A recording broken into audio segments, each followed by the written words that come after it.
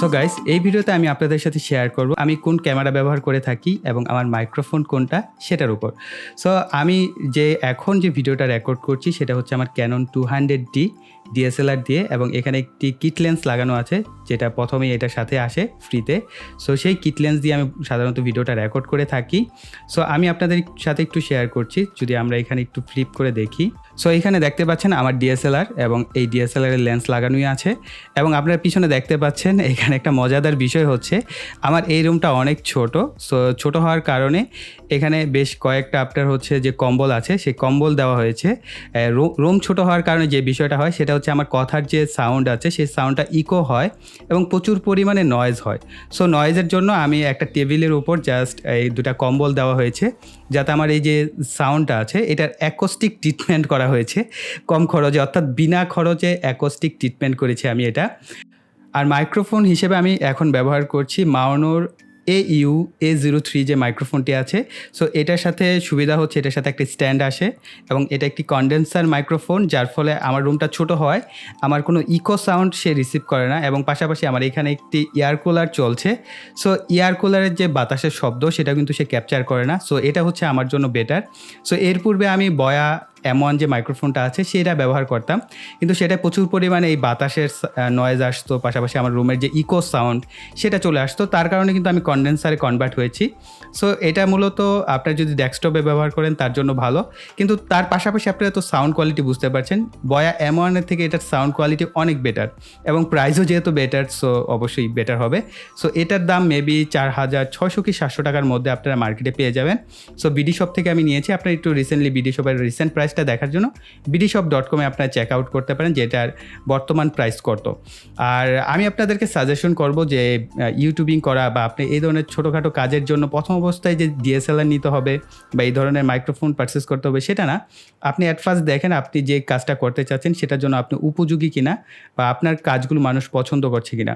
So at first আপনি আপনার smartphone দিয়ে ইউটিউবিংটা শুরু করেন। আমিও বরাবরের মতো স্মার্টফোন দিয়ে শুরু করেছিলাম, দেন আমি পরবর্তীতে ডিএসএলআর পারচেস করি।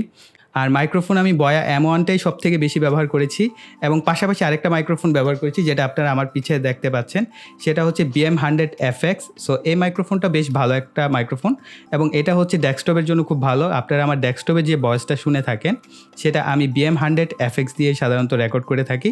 সো এই তিনটা মাইক্রোফোন আমার অ্যাভারেজ ব্যবহার করা হয়, বয়া M1, BM100FX আর AU-A03 হচ্ছে মাউনোর যে মাইক্রোফোন, যেটা রিসেন্ট আমার নতুন পারচেস করা। সো এটা সাউন্ড কোয়ালিটি অনেক ভালো, এখানে কোনো অ্যাডজাস্টেবল নব নাই, কিন্তু এর যে গেইন বা সাউন্ড বুস্ট খুবই ভালো লাগে আমার কাছে, সাউন্ড আমার নিজের কাছে খুব ভালো লাগে।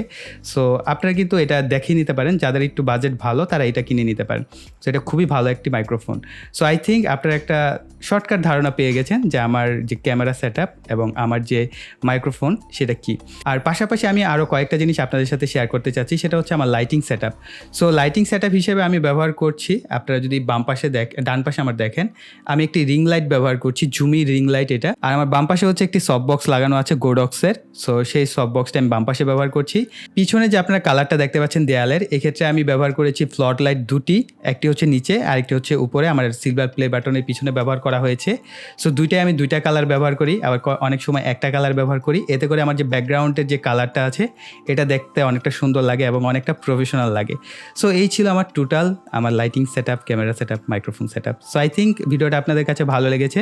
সো ভালো লাগলে ভিডিওতে একটা লাইক দিয়ে দিবেন, এবং কমেন্টে আপনারা লিখবেন যে আমার এই যে স্টুডিওটা, মিনি স্টুডিও যে সেট আপটা আছে, এই সেট আপের উপর কোনো ট্যুর চান কিনা, তাহলে আমি একটা সেট আপ ট্যুরের উপর সেপারেট একটা ভিডিও করব। আর যারা এখনও চ্যানেলটি সাবস্ক্রাইব করেনি, চ্যানেলটিকে সাবস্ক্রাইব করে পাশে বেল বাটনটি অ্যাক্টিভ অবশ্যই করে দিবেন। আপনারা অনেকে আমার চ্যানেল সাবস্ক্রাইব করেন কিন্তু পাশে বেল বাটন অ্যাক্টিভ করেন না, এই কারণে কিন্তু আমি পরবর্তী ভিডিও আপলোড করলে সেইগুলোর যে নোটিফিকেশন আপনার কাছে যায় না। তার জন্য অবশ্যই কী করবেন, চ্যানেলটি সাবস্ক্রাইব করে পাশের বেল বাটনটিও অ্যাক্টিভ করে রাখবেন পরবর্তী ভিডিওর নোটিফিকেশন পাওয়ার জন্য। সো গাইস, এই বলে এখানে বিদায় নিব। সকলে ভালো থাকবেন, সুস্থ থাকবেন, টাটা।